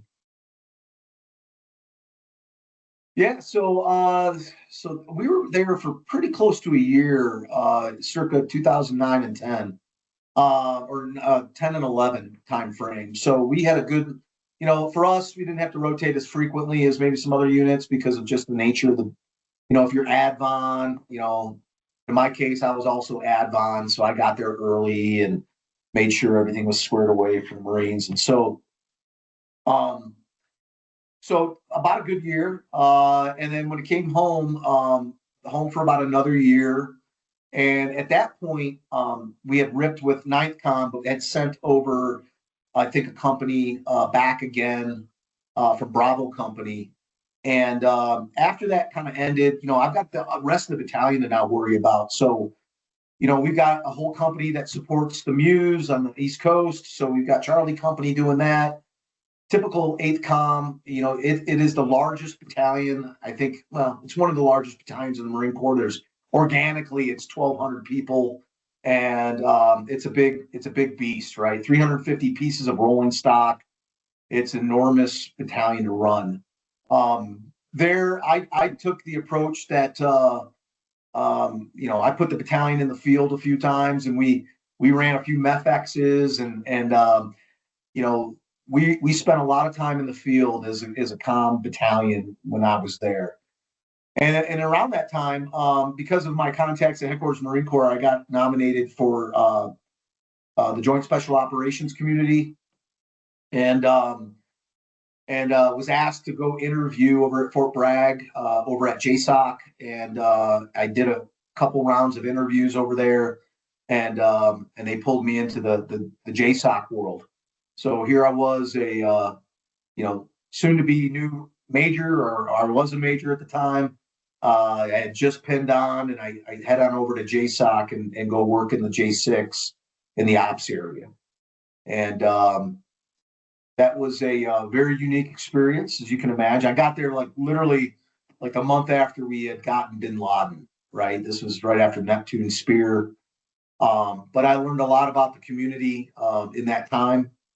And then deployed right away. So I got there in, I want to say in August of 2012, and probably by November, I was deploying to Afghanistan again, but this time underneath the Joint Special Operations Community, and this time over at Camp Alpha over in Bagram. And so from there, we ran, as you can imagine, all of the mission sets from a national authorities perspective, for, you know, not just that community, but in concert with a lot of the other 3-letter agencies that are out there, to support National Mission Command objectives. And for me personally, is one another growth opportunity. While I was there, I was found out that I was screened and selected for recruiting duty as an RSCO. So as you can imagine, that went over like a fart in church with the Joint Special Operations community. But command is command, and so unfortunately, I got by the end of June, I found myself taking orders over to take the stick to take a 3-year Gilligan's Island tour of RS Twin Cities up in Minnesota. So again, great run. As you can imagine, the types of missions that are happening in the Joint Special Operations community, and that encompassed all of the special operations teams that we all hear about, to include the Raiders. The Raiders were really doing great out in SOTF West, and that all fell underneath the umbrella of SOCOM, and then specifically JSOC had its own missions that were happening, which was really exposed me to what we could do. And I can't really talk about it, obviously, but it's one of these things where you realize how incredible the types of things that we can do as a community. And I would just say a couple other things about that tour. I really got to see how the intel community really does things in terms of fusing data, support with national support to support direct action. And obviously with the authorities and the resources that those communities have, I always thought to myself, man, the Marine Corps could do it just as good, but they just don't have the checkbook to do these kinds of things, or the authorities, that kind of thing. But the people were great. They're not Marines, that's for damn sure. But they were great. And even to this day, I still keep in contact with a lot of those contacts today. And then 3 years on the street, so from combat again to a 180, Marine Corps likes to do that kind of stuff to you. And I took over RS Twin Cities in late June, and did my full 36 months of, 300, I don't know how that is, what's 36 months of, potentially being fired for 36 months every month, right? And we all know we obviously, maybe you do or don't know, but one of the toughest assignments of my life, I don't know that there's another billet in the Marine Corps that can prepare you for battalion command like recruiting duty. Effectively, as a major, you're in command. I had a 210,000 square foot or square mile AO between 4 states. I was the largest AO in MCRC, and found myself on the road 2 to 3 weeks out of every month. Working with my Marines, trying to bring in the best and brightest for the Marine Corps, to include 2 officer selection offices and things of that nature. And this was circa 2012, 13, 14 through 16. And what can I say? We made mission. I'm still here. Had a follow-on assignment. I felt very lucky and fortunate. But I realized how tough it is to recruit, And what I would say is these are post, the war years are, on everyone's minds. And what I would say is everybody that joined the Marine Corps during this time knew that we were in combat, we were in war. It says something about the character of the nation, in my view. It really was a remarkable experience. And it was probably one of those experiences where Marines can fake it in other MOSs. Maybe they can kind of glide through in their career and certain things. Can't do that in recruiting. The numbers don't lie. And if you don't make your mission, a lot's on stake for a lot of Marines. So it's high pressure every month. I walk away from that experience, I think, just meeting some of the most incredible Marines who, to this day, some of them are still recruiting, funny enough. And, to talk to a young man or woman.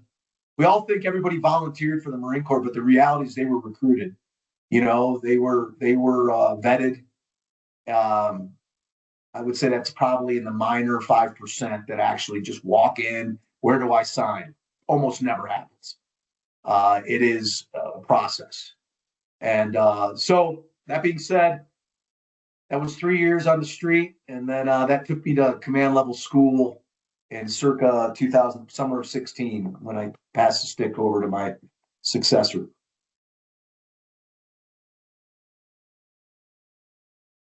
Yeah, so went to Quantico for a year, basically, you know, what I would call take a knee.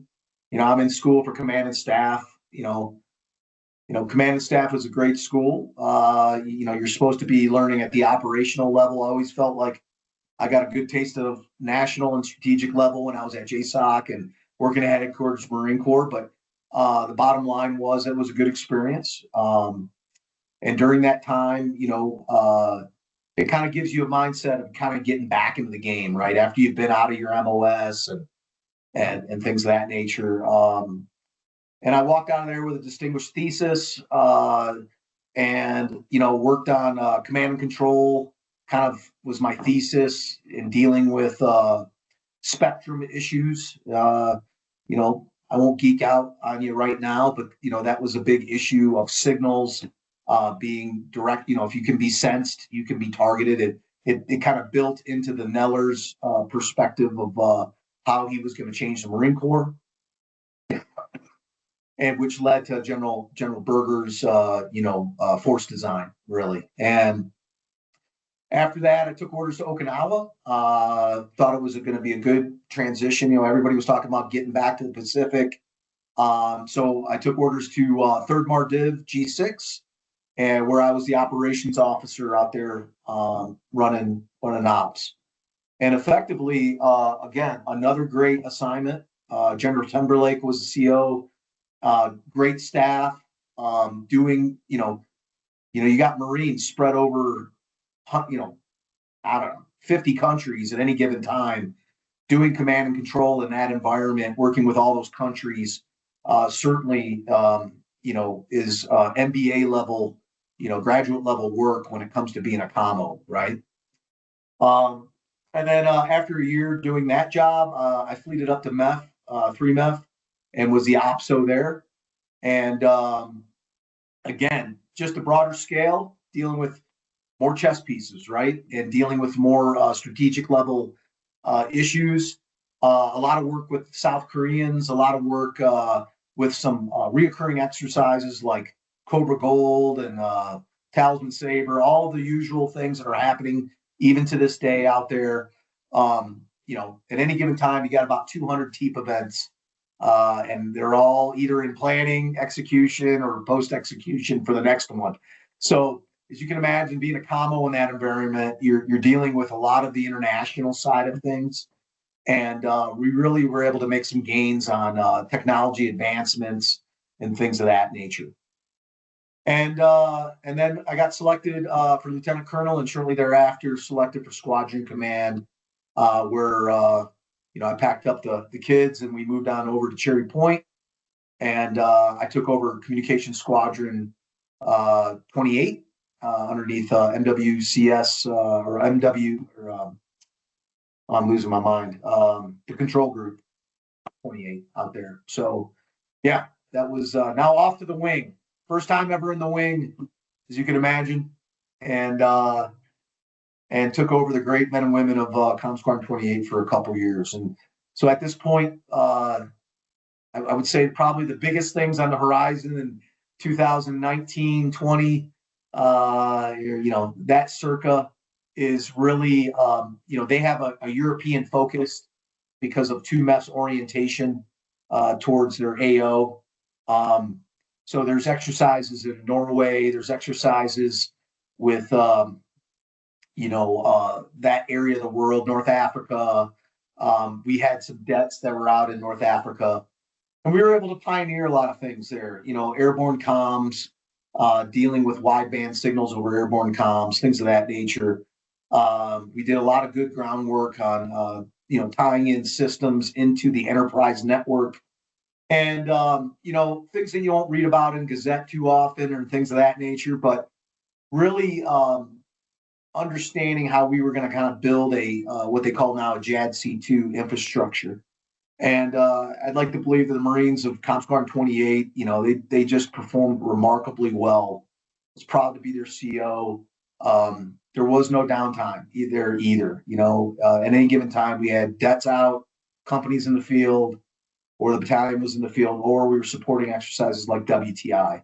So very, very, and all, by the way, during that time, this is when force design, the first implementation of force design is happening. And we actually have to support more debts because some people are losing structure out of that. And then it kind of brings me to, the glorious end there. About a year out, I decided to retire. After 30 years, you kind of start saying, well, it's time. And for me and my family, it was that time. And so, it was a pretty quick decision cycle, but it was a tough one, believe me. I still had a lot of fun and a lot of gas in the tank to put the green suit on, but I think I made the right call. And so in that summer of 21, I passed the stick and, basically went on terminal. And my last day in the Marine Corps was on February 1st, 2022. So that brings us to the glorious end of Chris Tsirlis in the United States Marine Corps, at least in an active capacity.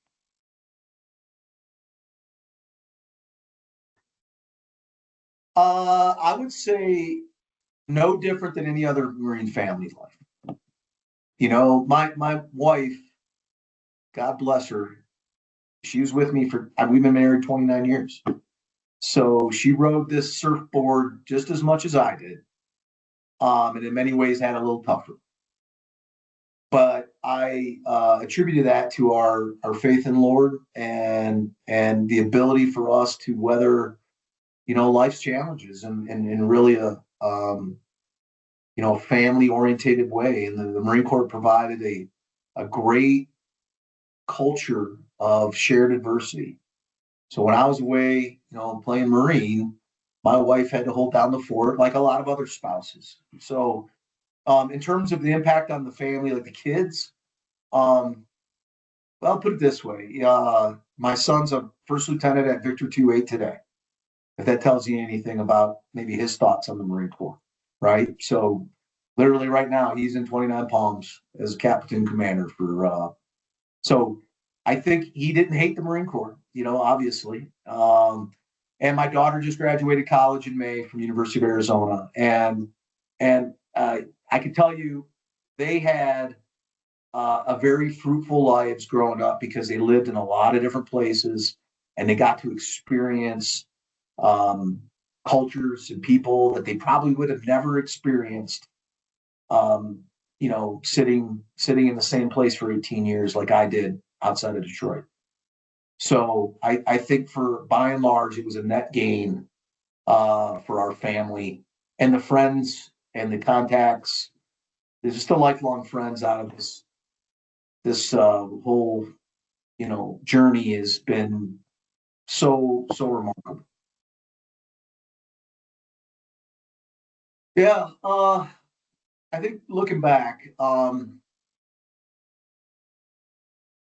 if there wasn't a Marine Corps, I probably would have found something like it. That was me. Like there would have been something that was that dedicated to something bigger than itself. That was kind of how I was lucky to be a Marine. I was lucky to serve. I feel fortunate. I got a hell of a lot more out of it than I think sometimes I contributed to it. Maybe that's not true. I don't know. But I'm a better man, hands down, because of the big green machine.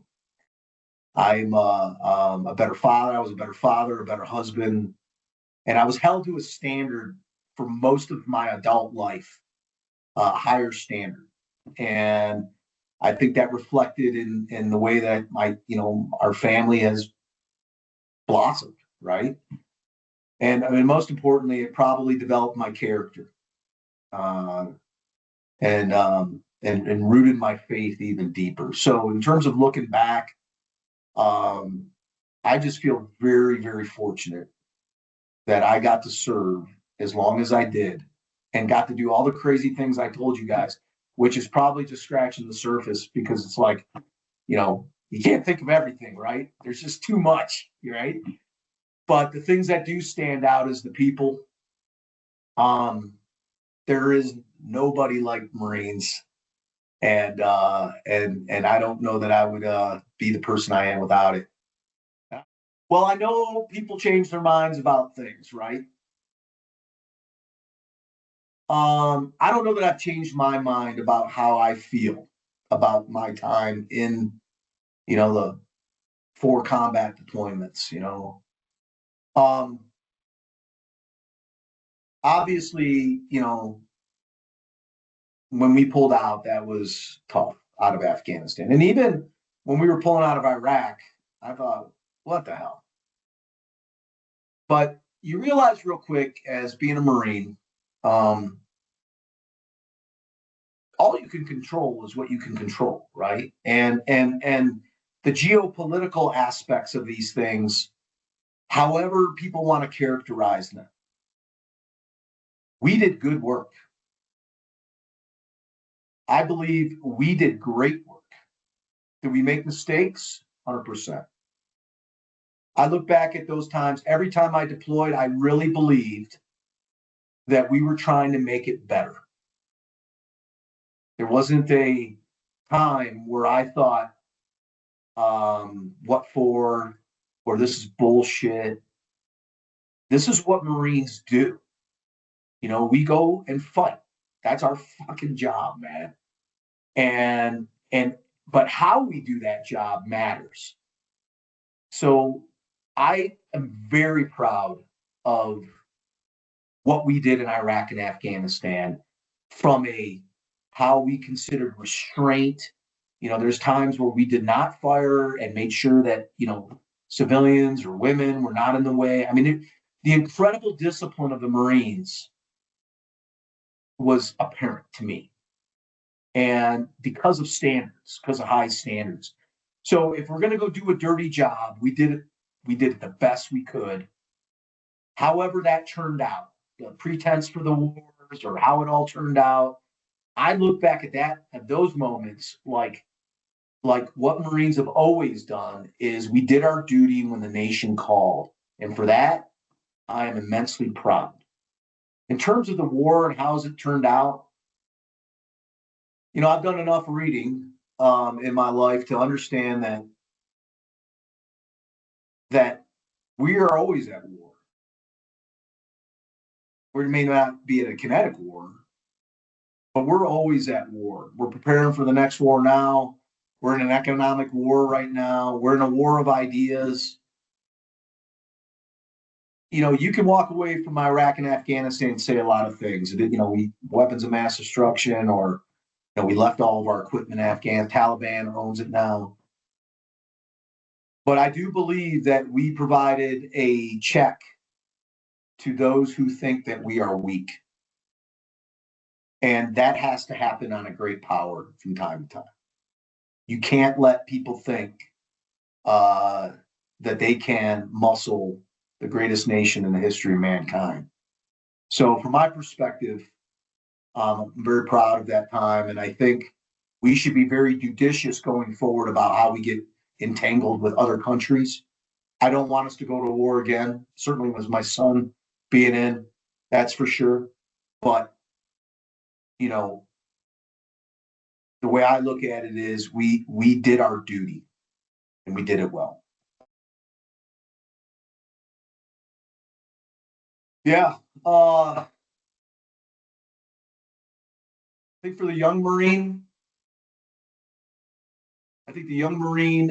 is when you make decisions about your life and your career and your time in the Corps, try to look at things from 20 years from that decision. so that you can squeeze out and look back and say you did everything you could do while you wore your country's cloth. You did it to the best of your abilities. And know that it's a journey. To be a Marine for 30 years or more than one pump, it's a journey. Like any career. And it is a profession of arms. So you got to learn the profession, not just your job. And most importantly, hang on to the warrior ethos. That is what underpins the Marine Corps, is having a warrior and warrior mindset. And for the new folks that are out there, for the young person contemplating joining the Marine Corps, the Marine Corps life is a life of consequence. It is one that is not for the faint of heart. It is one who has a special drive in their soul to do something tough, to do something that is beyond themselves. And that if that is something that you're looking for, the Marine Corps can give you a home. And more importantly, it can give you a place to thrive. And I challenge you to do it. I guess that's what I would say to somebody thinking about it. Like your son? Funny enough, I did not push him in. But when he won an NROTC scholarship, it was kind of like, it's like, son, it's a $180,000 scholarship here. You might want to think about this one real hard. And he's glad he did too. It's one of those things where, I look at my son, even my daughter, I've encouraged to serve. It's, she's still thinking about it. It's one of these things where, for those of us that are wearing the cloth, we just understand that I just haven't met a Marine who's never said, I wish I was never a Marine. That was ever, unless they got in real bad trouble, right? I've never met, young, old, ever, that they look at their time in service and say, it wasn't worth it. Never met that person. And if they did, they're probably lying. I mean, you've never been in the best shape of your life. You've never been around the best people. You're doing something sacrificial. And we talked to my son about these kinds of things. And it's funny how the light bulbs go off, like, oh my God, these people are, I'm around all these great people, he loves his Marines, he's all the light bulbs, all the things I told him, Dad, you were right, but you didn't tell me about X, Y, and Z, like it's that discovery. The Marine Corps is meant to be lived, to the fullest. So my son is getting to be able to do that. And, if he walks away after his first tour or one after, I'll be completely fine. But I don't think he's going to walk away thinking he's not a better man for wearing his country's cloth. That's for sure.